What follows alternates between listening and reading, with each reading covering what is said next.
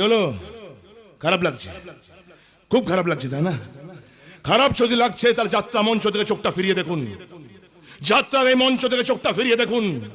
প্রতি যুগে, প্রতি বছর, প্রতি মাস, প্রতিদিন, প্রতিটা মুহূর্তে আপনার শহরে, আপনার এলাকায়, আপনার পাশের বাড়িতে এই ঘটনাই ঘটছে।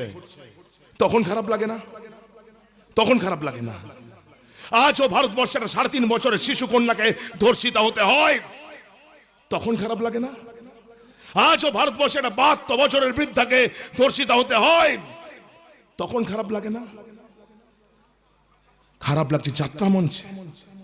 খারাপ লাগার অভ্যাসটা তৈরি করুন, হাতে অস্ত্র তুলুন, প্রতিবাদের ভাষাটা বেরিয়ে আসুক, কিন্তু যাত্রা মঞ্চে রাবণের জন্য নয়, আপনার এলাকায় যে সমস্ত রাবণরা ঘুরে বেড়াচ্ছে তাদের জন্য।